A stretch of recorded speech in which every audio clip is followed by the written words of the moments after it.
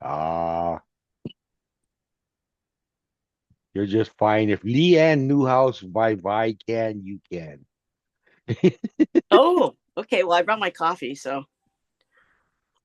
I'm prepared too. Oh, good, good, because it's super early, man. Yeah, big mahalo for making the effort to get us connected. Very welcome. By way of introduction, I don't think anyone needs this, but I'm here with Charlene Frank Kehau Shayler. Thank you. And in school, I was known as Charlie, Charlee. But for my family and those of us who knew me before I joined Kamehameha, I was always called Kehau. So it's the day Yeah. I didn't really want to be called Charlene in school, but I guess when you register for school, you have to put your legal English name. And so that's why I was known as Charlene. And I absolutely hated that name. So um, What year I'm did you start Kamehameha? seventh grade. I was very Okay. fortunate because I came in, I went to kindergarten, believe it or not, with Stephanie Keolanui, Harold Stevenson, Michael Young. And then they got in seventh grade, but from Kainalu. And then I got in seventh grade with Nancy Num, Miriam Louie, Richard Laurie, and myself from Monowilly in seventh grade, all Did from you change schools or what happened there? yeah. My parents had a home on Kaha Street in Kailua for many years. My father was a police officer and also the head of the Windward Community Rescue Team. So if you ever go to Waimanalo and you see these ropes repelling off the mountains, which are probably almost 100 years old because they're fairly old, those are from my father, repelling down off helicopters to rescue hikers that got stuck up on the mountains. Wow. Yeah, so and I actually have the pictures of him rappelling down from the helicopters. So he was the chief of the volunteer rescue squad for the Windward side for many years. And so we lived in Kailua on Kaha Street, and then in the third grade, my parents were fortunate enough to buy a sizable lot in Monowilly when they were building the homes up there. So they built a new home for our family, our growing family of three boys and me, and we moved in the beginning of my the beginning of my fourth grade year, and I didn't want to change schools. So for the fourth grade, I continued at Kainalu, and then because they didn't really have geographic exemptions back then, so fifth grade, sixth grade, I had to go to Monowilly Elementary School. So I went there, and that's where I met, Miriam Louie, um, Nancy Nam, Richard Laurie, Cheryl Chang, Michelle Lee. Um, you know, we all went to school from for me, for fifth and sixth grade, they all went to school probably from kindergarten together. And then Mrs. Kahuanui, which is Charlene and Shelley Kahuanui, was one of our teachers. At Shelley was 74. Correct. And Okay. Charlene Kahunui was, I believe, 78. And they all went, their mother was a teacher at Monolith Elementary School.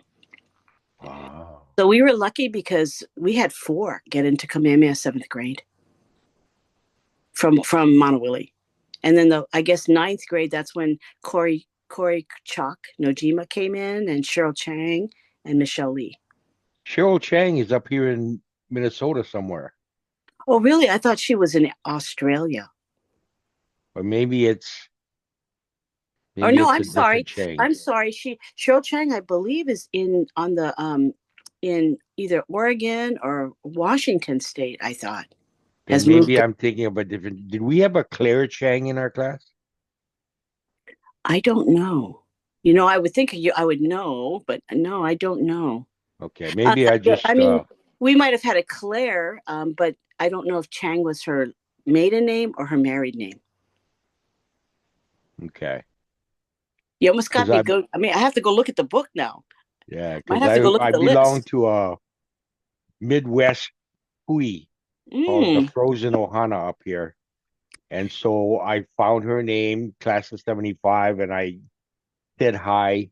a year or so ago and never really kept in touch because I don't get up there that often. But Well, um, my uncle is a Kamehameha graduate, and he's in the 50s. His name is Herbert Espinda, and he lives in Rochester, Minnesota.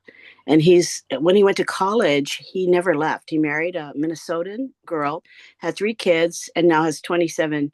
I don't know. He has lots of grandkids, but he's been living in Minnesota forever.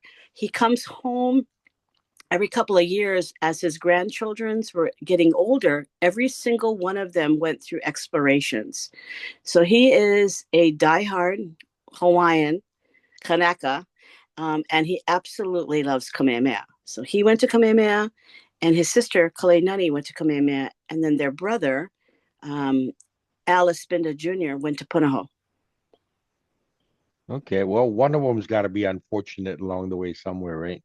Yeah, and and they're probably I can't imagine him not wanting to be a member of any kind of a Hawaiian group that's up there because he's very entrenched in his culture. He loves his Hawaiian culture. He just may not have picked up on it, and no one knows him to introduce him. So I'll see if I can make contact. What was his first name again? His first name is Herb, Herb. Herb, Okay. Herbert Espinda, and he's in his mid 80s. I would think he's like 81, 82 in that age bracket. Yeah, because Yeah. when you gave me his graduation year, I did the math and thought, because my daughter for a while pre 2020 worked at that school. So I gave her the name, but she didn't recognize it. I imagine he's probably retired. So, Oh yeah, he was a teacher. He was a teacher in the Rochester community, and he had 3 daughters, and 2 of them. One was a heart nurse at Mayo Clinic, retired now. The other one was a nurse at in the prison system, and a lot of nurses in that family, and a lot of teachers in that family. So, but their grandchildren, his grandchildren are all over the United States. Nobody lives in wow. Hawaii, unfortunately. They all live on the mainland. Yeah. So we make it through, we graduate. What did you do next?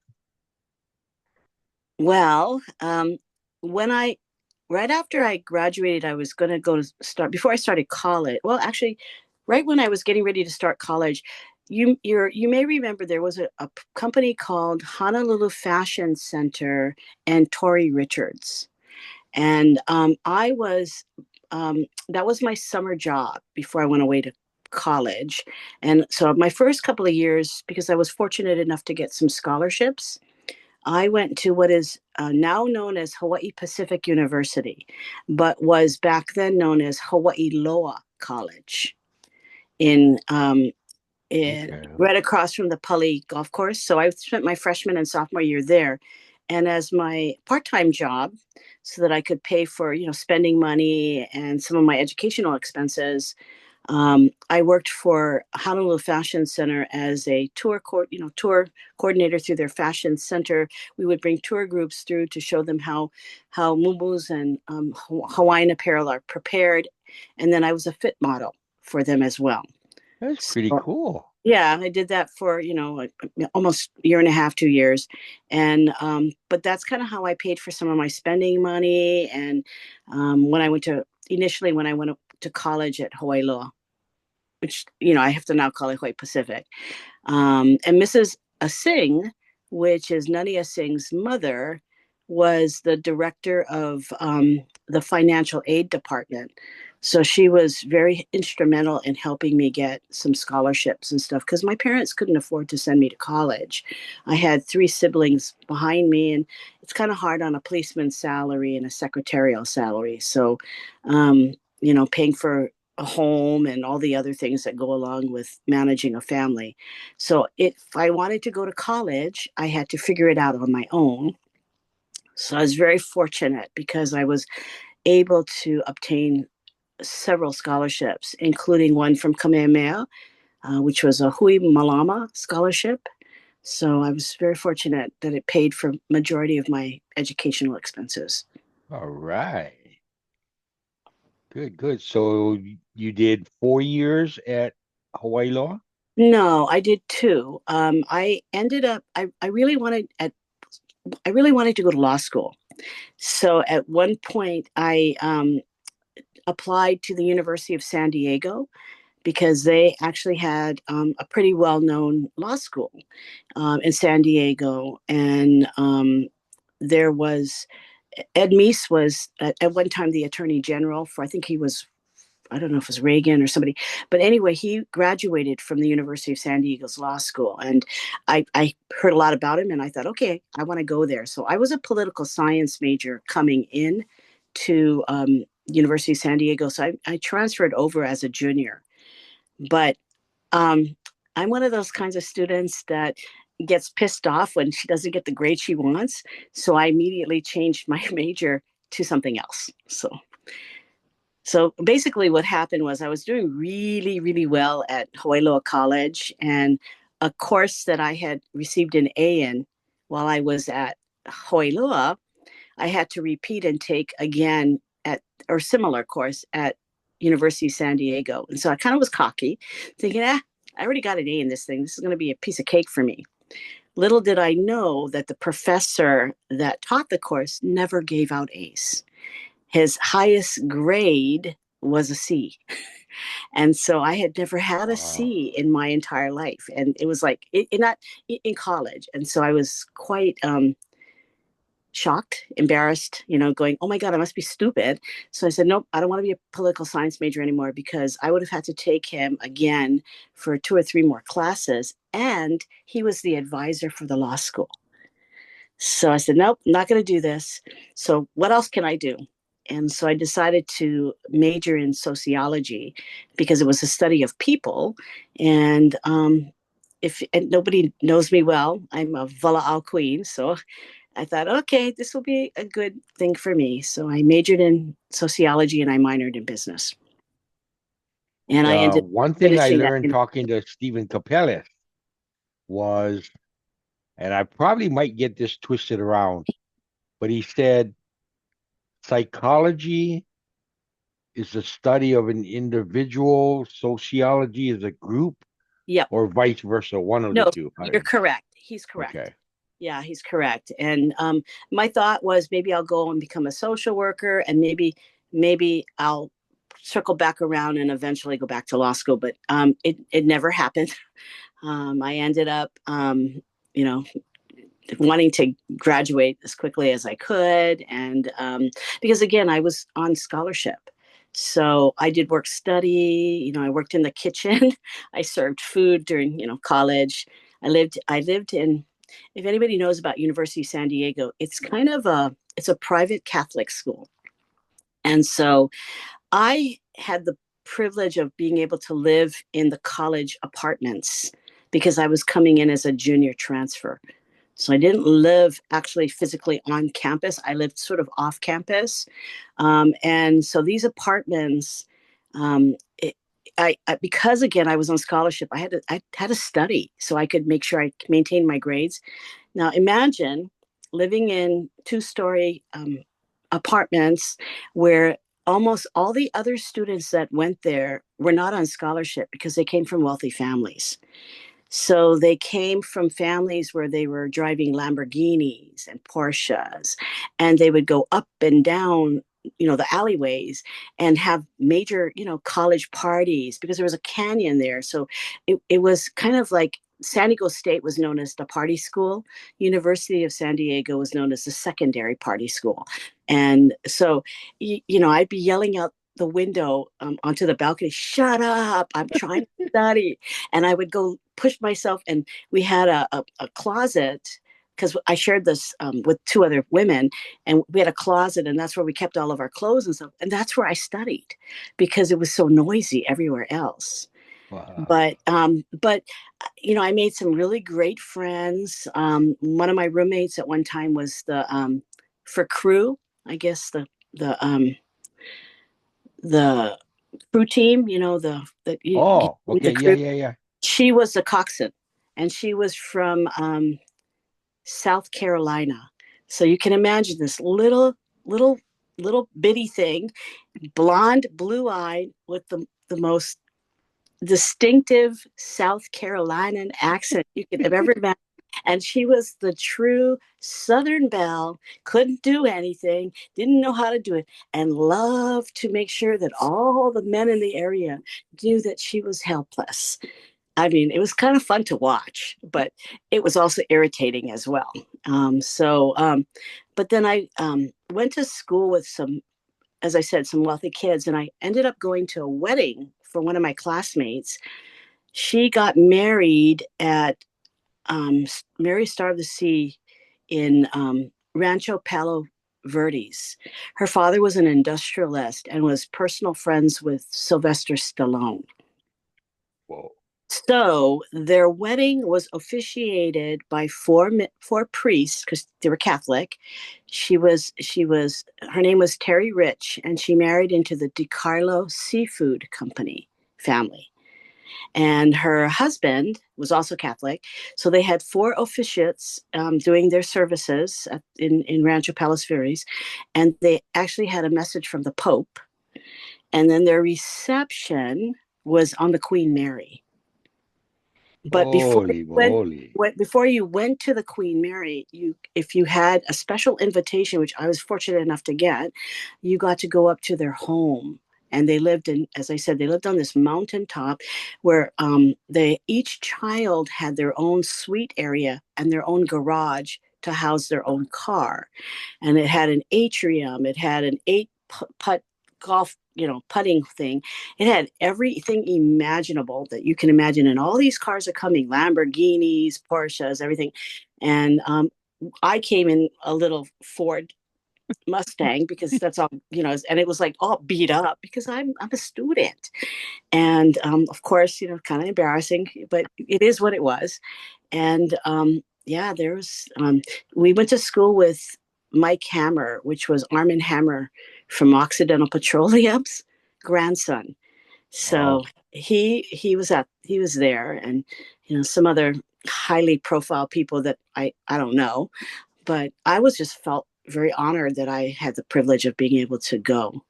And you know, since then, when after she got married, my friend Terry, when I was working in San Diego and working in LA, I would drive up and spend the night and sleep on her couch, and I would bring her a Marie Callender pie just so I could sleep on her couch. So I didn't have to drive back to San Diego because I'd have to come all the way back to LA again the next day. So it was kind of a interesting time. Oh. So you graduated USD? Yeah, University of San Diego. I'm a Torero. Did not get to go through the graduation because I came down with mono. Oh. And it took me a little bit of time. I should have graduated in 1980 with my class. I had gotten, had a boyfriend at the time, and I ended up getting mono. So I never got a chance to walk through the graduation.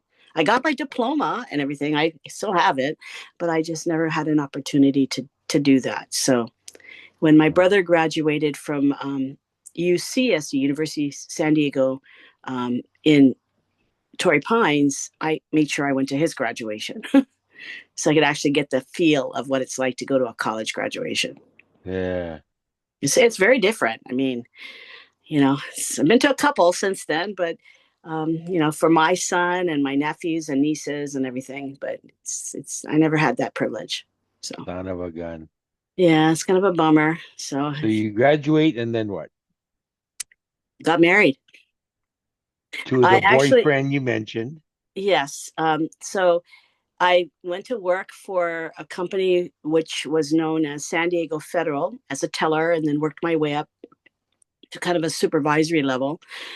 So I worked for a bank, and he was unfortunately my supervisor at the time, and you know, kept asking me out, and I kept saying, no, I don't want to go out with you. Finally, everybody said, just go out with him one time, token date.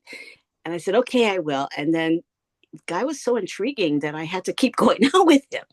He was very smart. And that's a different story, but he was very, very smart. And I kind of enjoyed talking to him. So Yeah, so I dated him for a while, and then we ultimately got married. And ironically, I was married at Mary Star of the Sea in La Jolla because I was married twice. So my first husband, which is the guy from college, he his family was fairly well known in San Diego. His father was the public relations director for Mercy Hospital. His sister was a doctor, and his mother was the general manager for the San Diego magazine. So they were quite high up there. And their next door neighbor in La Jolla was the heir to the Swanson chicken dinners.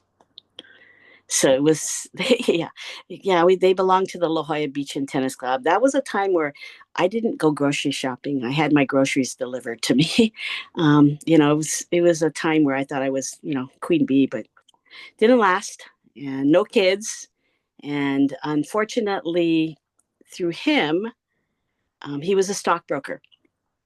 Had a seat on the Chicago Exchange. Was did a Your lot of first husband. my first husband. Yeah, Okay, okay. he was a stockbroker, and so through him, I managed his books for him. I took care of all of his entries and stuff, and learned a little bit about the market through him, of what not to do. Because unfortunately, he's in jail now for insider trading. So yeah, he's definitely he was. It was during a period of time where San Diego, there was a book written about Captain Money and the Golden Girl. It was about J. David Dominelli, who was pretty well known as a Ponzi schemer, and Nancy Hoover, which was his girlfriend. And my ex-husband worked for them.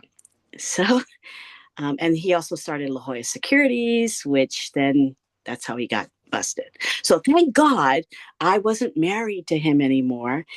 And I hadn't been married to him for a long time, but it's unfortunate to hear those kinds of stories about your first husband. So, but then I met my second husband, and we're best friends to this day, even though we're not married anymore.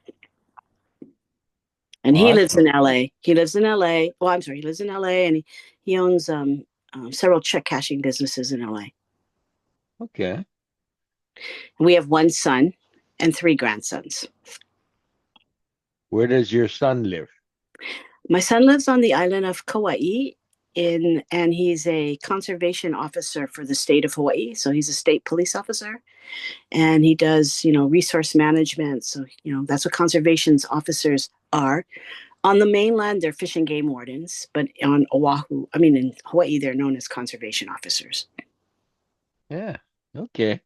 And that sounds neat because I have a little bit of contact when we were doing the driver's ed. So it's neat Yeah, to hear that yeah, he's done well for where himself. he's at. He prior to that, he was the supervisor, one of the supervisors in the Department of Aquatic Research. He kind of did subsistency, where you protect the reefs and the waterways around the different islands, and the subsistency fishing program. So he was the NOAA fellow for Hawaii, only guy in 2016. So he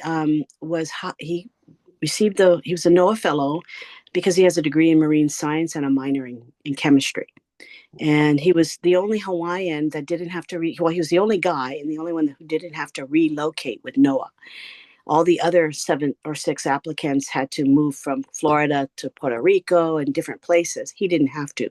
And the reason being is because the state was trying to put together a management or measurement of how the local communities on all the different islands do subsistency fishing. So nobody could get in to talk to them because either you were, you're haole or something, and you just didn't understand the culture. And so he was fortunate enough that he was able to not only get into the communities, but with the help of his grandma, but he also was able to put together the monitoring program that the state uses within less than 2 years. So because of that, he was able to create his own job on Kauai because he saw a need there, and did that for 6 years, and then went into doe care after that. So yeah, he's Wow. done well for himself. I'm very proud of him. And every chance I get, I try to go to Kauai to see my little grandbabies. Now, I want to keep the pieces straight in my head. So your second marriage, husband's originally from mainland, Yes, he's from San Diego. and your son's born on the mainland? He was born in San Diego, and Okay. then I literally coughed him out. I had bronchitis, and he actually was early. He was 3 weeks early. He wasn't due until May, and I was sick with a bad case of bronchitis, and so I coughed him out literally, and he was born on tax day, April 15th. So he's my tax deduction. Um, and yeah, it's a funny. So he's my tax deduction, and then his youngest son he delivered himself, and yeah, they never made it to the hospital on Kauai, and so my youngest grandson Hiva Hiva was born on January 2nd, and he was due on New Year's Eve, so he's a couple of days late, but yeah, we have these funny stories we can share with people. And Awesome. my ex-husband actually has a video of me because we were coming out of the hospital. I was sick, and he was so excited about having a baby. He was videotaping Scripps Hospital and everything. And there's a picture of me pulling the window down and telling him with my Coke bottle glasses, hurry up and get in a car. I'm tired. I need to get home. And then when we get home, we have this little bench at the front of our entrance to the house. He put the baby, the car seat there, and it's like toddling back and forth. And he's still trying to videotape, and he's put this little clown thing in there that plays Mary Had the Little Lamb. So all you hear on the video is Mary Had the Little Lamb, and all you see on the video is this car seat teetering off this little thing, and everybody goes, "Oh my God, is the baby going to fall out?" That's my ex-husband. He's a character to this day. He's still the same, no change. So when do you come back to Hawaii from San Yeah, Diego? yeah. Okay. So I was fortunate enough that I went into the securities business in 1984, and so I got my Series 7 and 63. I actually went to Arizona to get my Series 7 because everybody that I had heard back in those days, that was during a time where you had all of the problems with Milken, and there's just a lot of bad things happening in the securities industry, and so I ended up going to Arizona and staying with some friends of mine to take my Series 7 because everybody that was taking it in LA, there were 12 of us, and I was the only one that passed. All the others went to LA, and they got, I guess there was 800 people, so they take 80 at a time and go in a room. And back then, the test was given by paper. So you get in line, you have to get back in line because it's a 6 hour exam. And you get back in line, and people are talking amongst them, about what was that? Did you have that question? And nobody has the same test. There's like 25, everybody gets a different test. So you don't really know.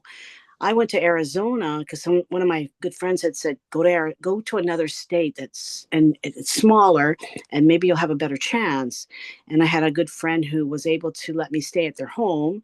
She made me breakfast. She made me dinner the night before. She drove me to the test, and and really basically took care of me. And so I took the test in Arizona, and I was lucky enough that I passed. And then I had to come back to California because I was actually licensed in Arizona. So I had to take what's called the 63 test in order to be blue skied in all the states. And I did take that in California. But it was it was comforting to know I passed. And then my first job was with a company called GFC Securities. And this is how I learned. They opened a door, and in this room was all of the mutual fund prospectuses and literature.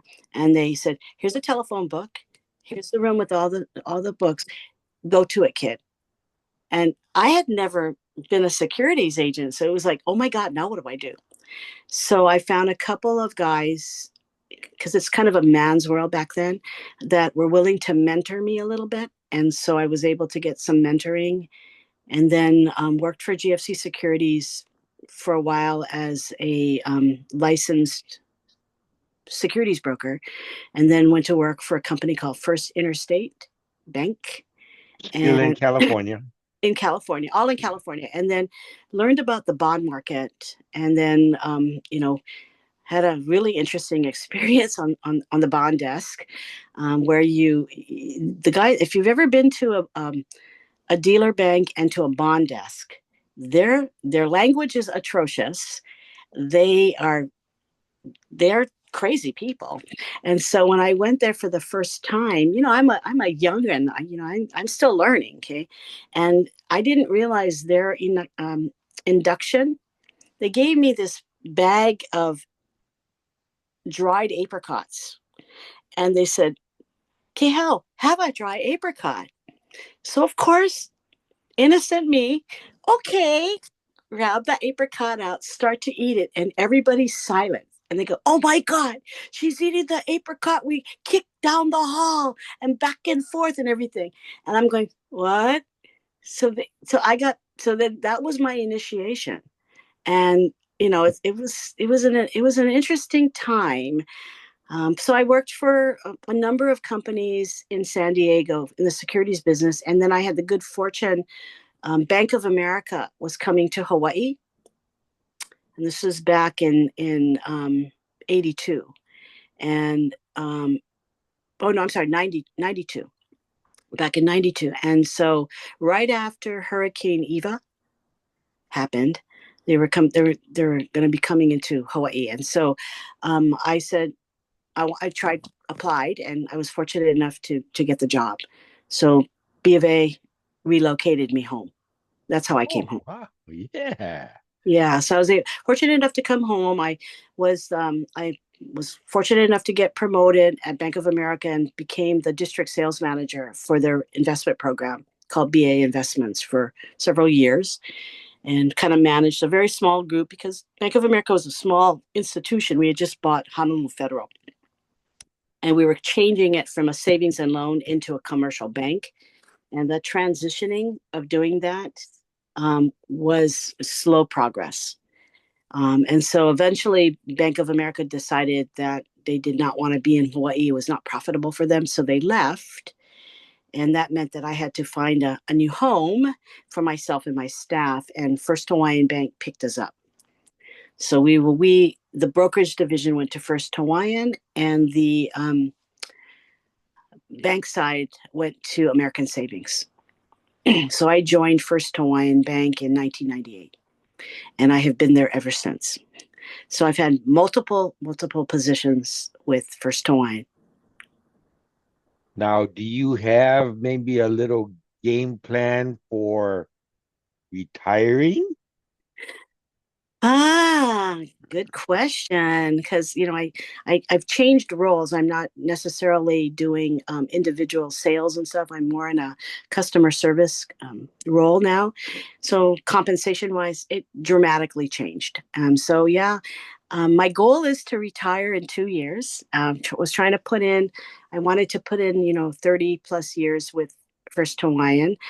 Um, because there's a few, you get free lunch kind of thing if you come to there's a few things, but yeah, so I'm thinking about retiring within the next 2 years. And Okay. then my intent is, I'm kind of an Oreo cookie. I'm the cream in the middle. I'm the caregiver for my elderly parent, and then of course I help my son and his family whenever I can. So that puts me kind of in the middle. And my goal is to ultimately, I don't want to move to Kauai, but I'll visit quite a lot. And on my bucket list is places to travel. So, It sounds like your calendar has been full since we graduated. So have there been any travels you've already made for yourself, recreation wise? yes, there has Okay. been. I have had the privilege of going to Europe. My first cruise was going to Europe, and my roommate was someone that many of our classmates might remember, Radford Park and Kaulana Park. Their sister Oh. Kimmy was my roommate. I'll always travel with Kimmy because she's really a lot of fun, and easy to travel with. So we went to Europe together and got to see Italy and Spain. I absolutely love Barcelona. So we did that. I've been to Alaska. She was also my roommate when I went to Alaska. I've Now, gone. how do you know her? Was she Kamehameha? No, I met her through. She did not. She went to Kailua. She's from the Windward side, but I met her through working at Bank of America Oh, because okay.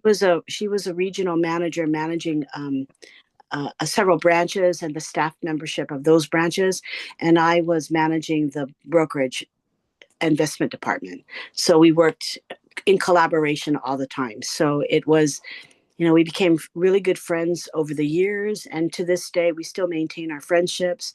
We both celebrate our birthdays in July, just like I used to celebrate it all the time with Chris McInerney. But it's, so I've done that. I've gone to Las Vegas quite often, a couple of times through our class events.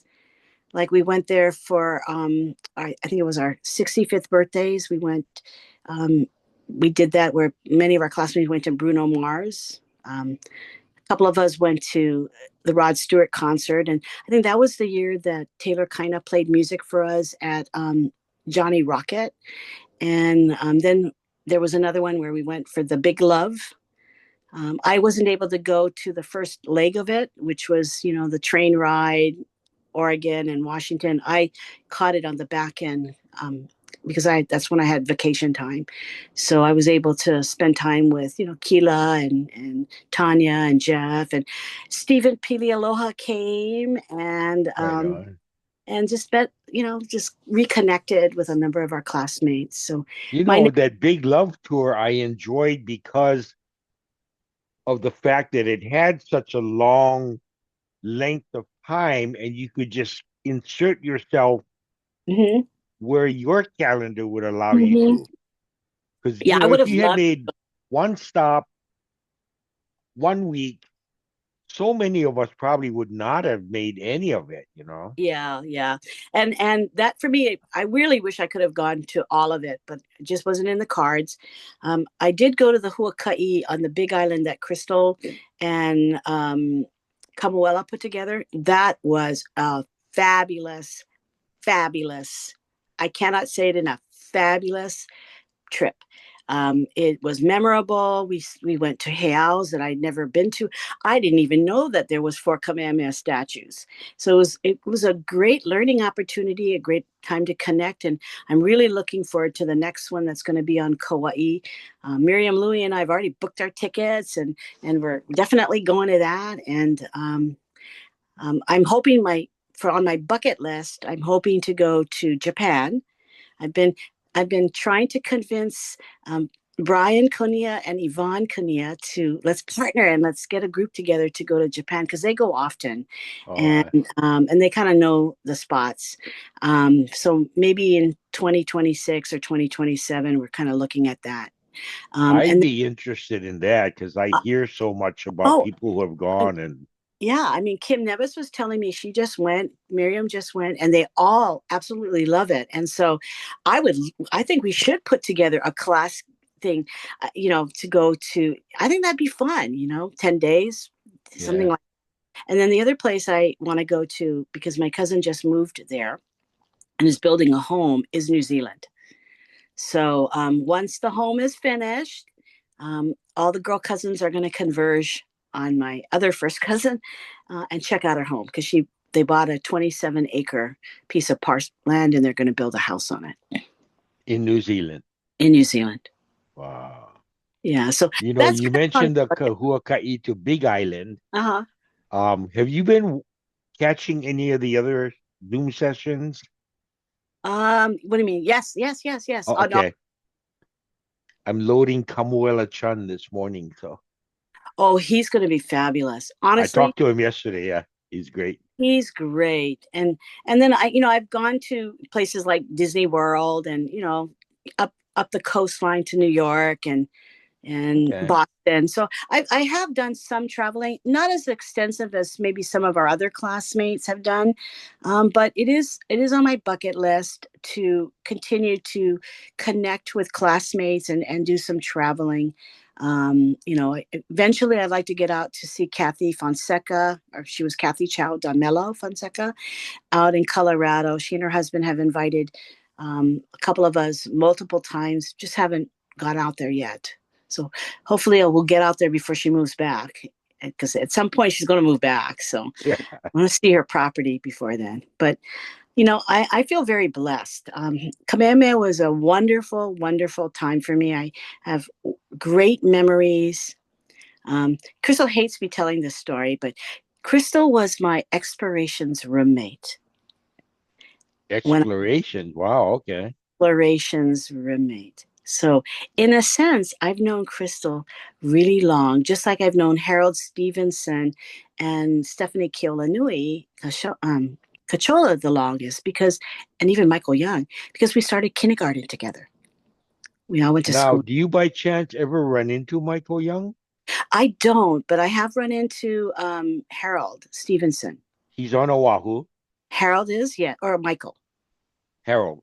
Yes, he is. Okay. He's still working, and I'm trying to convince him to come to the reunion because he's Yeah. very hesitant to do it. And between his sister Kaanohi and I, we're working him. Hopefully, he'll come. So Ah, we'll see. But yeah, oh boy. again, I feel very blessed that I had this privilege, because it is an honor to get to go to Kamehameha, and I think Kamehameha opened many, many doors for me. And I think that's why I wanted to get involved with the scholarship, because I was, I want to pay it forward. I was given the opportunity. I benefited from some Pauahi scholarships myself. And if I can help another student be able to get, even if it's a couple $100, it's something that they can use towards books or to their computer or buy food, little things that we take for granted. So, yeah. Yeah. I got to talk to Dwayne Owl yesterday, Oh, yeah. and to help with the scholarship, he made a koa ukulele that he's Yes. going to raffle off. Yes. And we're so appreciative for that, because And it's we, beautiful. I you mean, know, the, oh, gorgeous.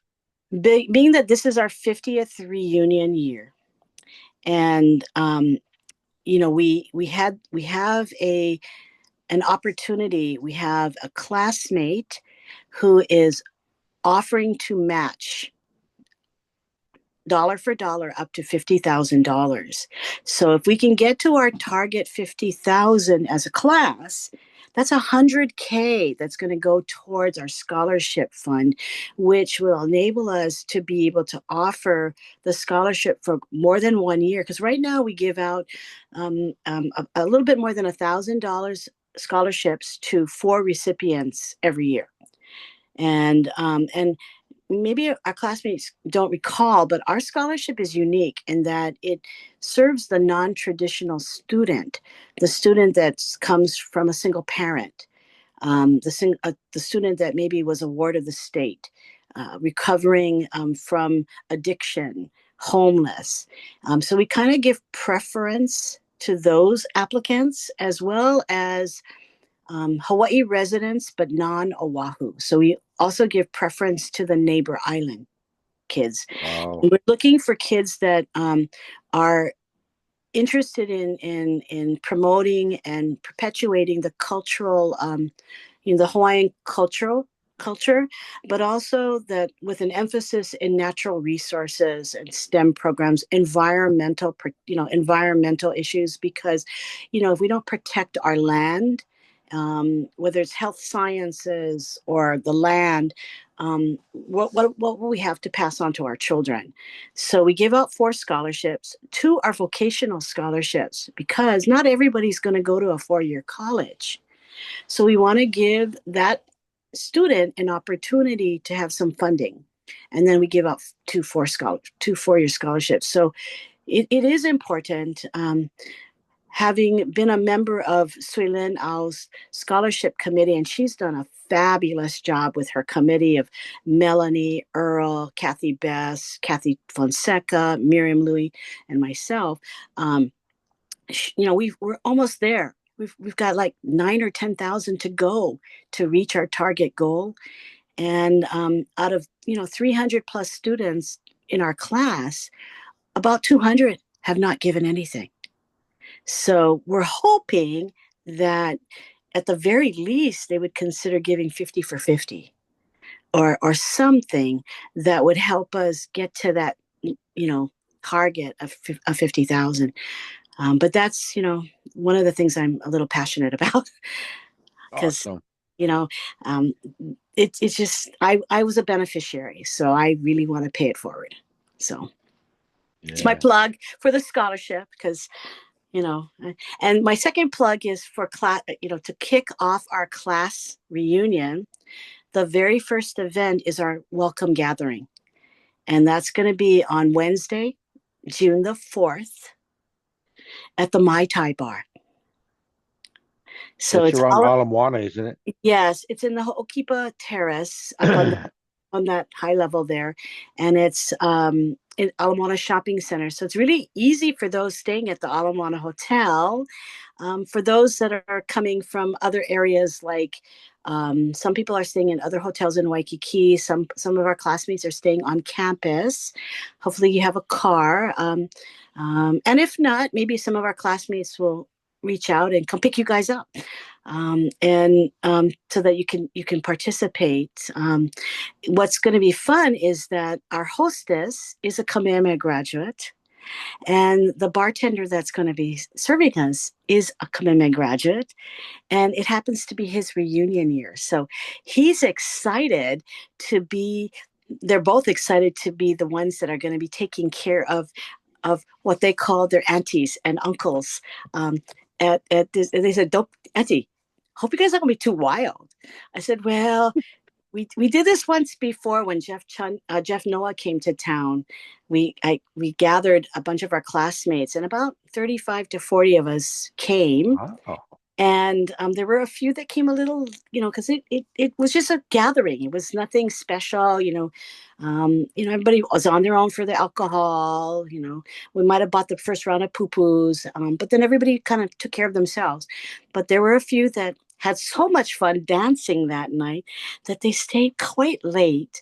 And Brian Cornell will kill me for saying this, but he had to take. He was worried about the girls, so he said he stayed so he could make sure they were safe.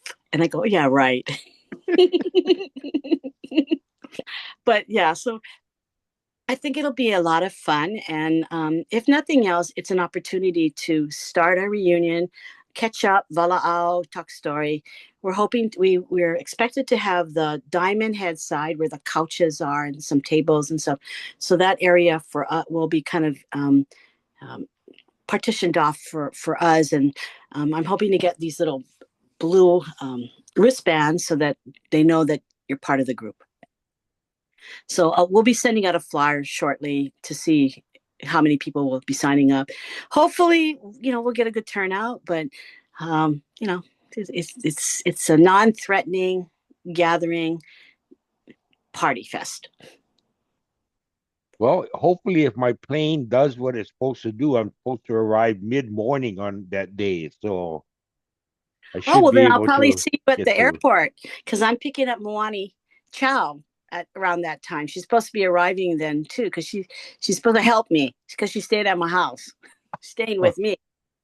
So Yeah, good. I'm Moani. Okay. Wani's excited to come back. It's our 50th. It's going to be a really wonderful opportunity to see classmates. Rhonda Hainish is one example. She herself has said she's never been to a reunion. This is her very first reunion coming back for. And Oh, she's so excited. It's like, I love talking to her because you can, through her voice, you can hear um, her excitement because it just radiates through the phone.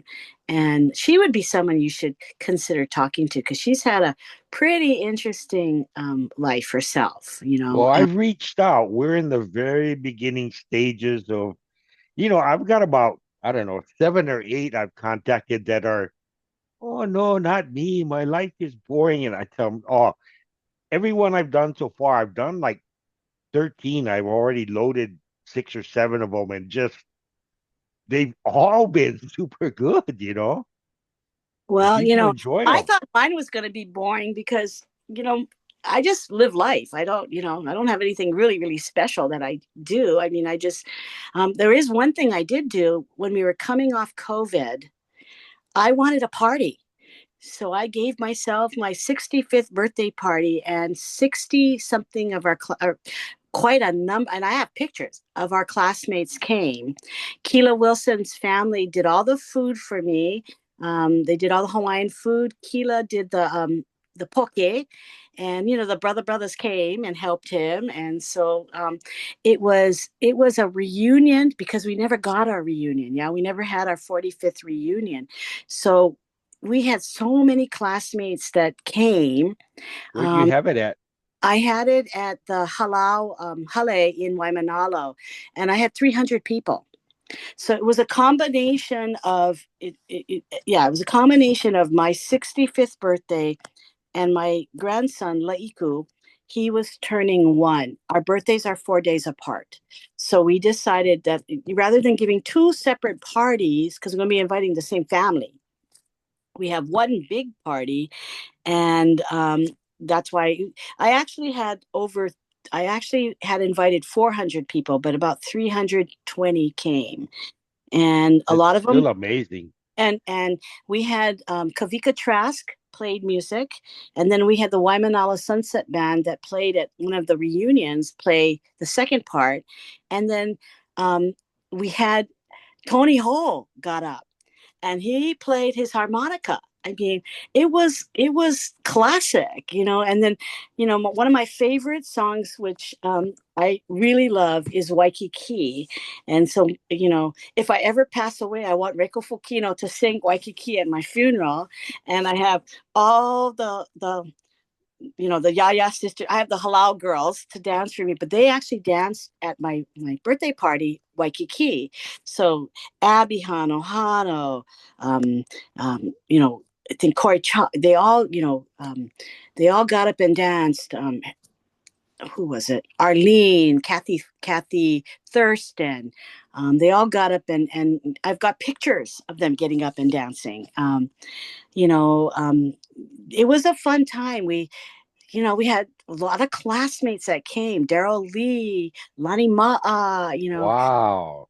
Carolyn Akana. I mean, it was a fun party. And it's funny because now they go, "Are you gonna have another one? When are you gonna have? Are you planning another one?" And I said, "Well, I was thinking about my 70th." And then they go, "Oh, why not when you're 69? Everybody does it at 70. Do it next year at 69." And I said, "Well, let me think about this because that party was expensive, but it was still something I'm so thankful I did because you never know. Yeah, somebody might not be here today." And so there was a lot of classmates that came. And I was honored and blessed because that made me feel good that they wanted to come and share my birthday with me. So it was a wonderful day. You Wonderful know, one. this project too, one of the ideas that gave birth to it was I thought about the people that won't be able to attend our reunion, Yeah, but they still get a chance to share in, wow, what have they been doing? Where have they gone? How have they been? And a lot of us, obviously didn't interact with every other person in the class, right. I but didn't. I wasn't yeah. big. But like when we went on the Big Love Tour thing, I mean, I sat and chatted with people I probably had never said a word to in high school. So that was nice. And this has given me a great opportunity. I got contacted earlier in the week from Kalani Ching, and we did one. Oh my God, Kalani from Big Island, because he's interesting because he was a pilot, a helicopter pilot. And yeah, I mean, I tried to connect with him when I was on the Big Island working because I used to work on the Big Island a lot. And Yeah. never had an opportunity to connect with him. I really tried to. And I saw Kevin Tevis for the first time since Darren Neal Limahai's passing at when we were on the Big Island for the Huaka'i, because he and Nolan Congregation were performing together. And Darren Neal Limahai and I danced hula. She and I and Cindy Sylvester, the three of us, took hula together. And so when Darren Neal passed away, I went to her services in Waimanalo, and Sam Henderson was playing music for her services. Our classmate, Sam Sam. Henderson. And Oh, Sam, yeah. he has a really interesting job because he's a boat captain, and he would transport people from Kaneohe to Coconut Island, to the research island all the time. Because when my son was working on doing his marine science stuff, he would go to Coconut Island, and Sam was the boat captain that would take him there. Did Dario pass in 24 or I'm not quite sure what year she passed, but it's been a couple of years. oh, A okay, long not just real So, recently then. so when I went to her services, Daryl Lee went to her services. I went to her services. Kathy Fonseca, and those are the ones I remember because we all sat together. And then Sam was playing music Oh. for that service. What's But Daryl Lee doing? he has a really, you got to talk to him. He's got a really interesting job. He works. He's had a lot of interesting jobs, but lately he has a business where he provides services to the elderly, like home care services. He takes care of elderly people, the kupuna that might need somebody to stay with them while family members travel. Really interesting job. But he's had a lot of interesting jobs, you know, Do very me a interesting. favor if you remember.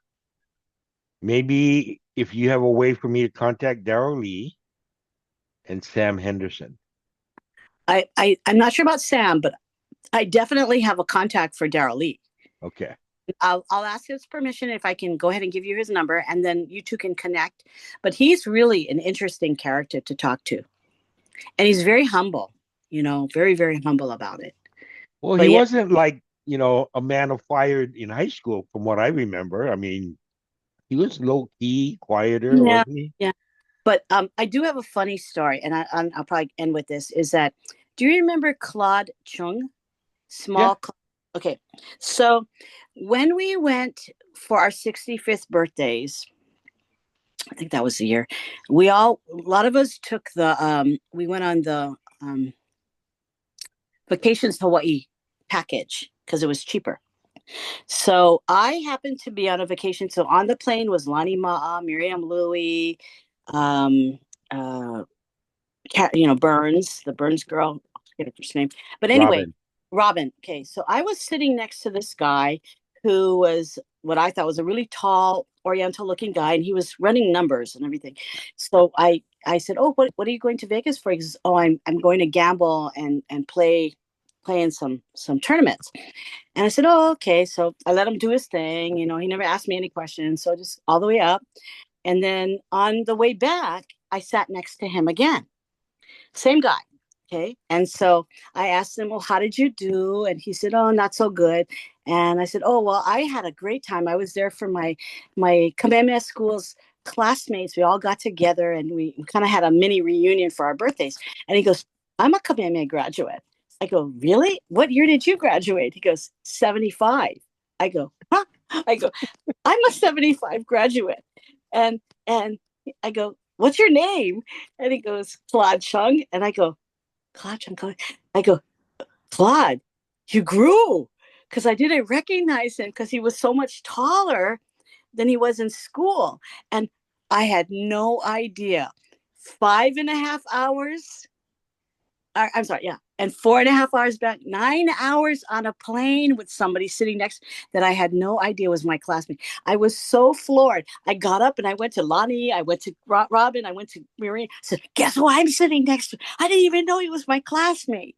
But yeah, you never know who you're going to run into and where. And how they've changed. I ran OMG. into Danton. He's grown quite a bit. Alki Bento's grown a lot since graduation. Yeah, I mean, Well, I think Claude had a growth spurt because he grew quite a bit, and he retired as a postal worker.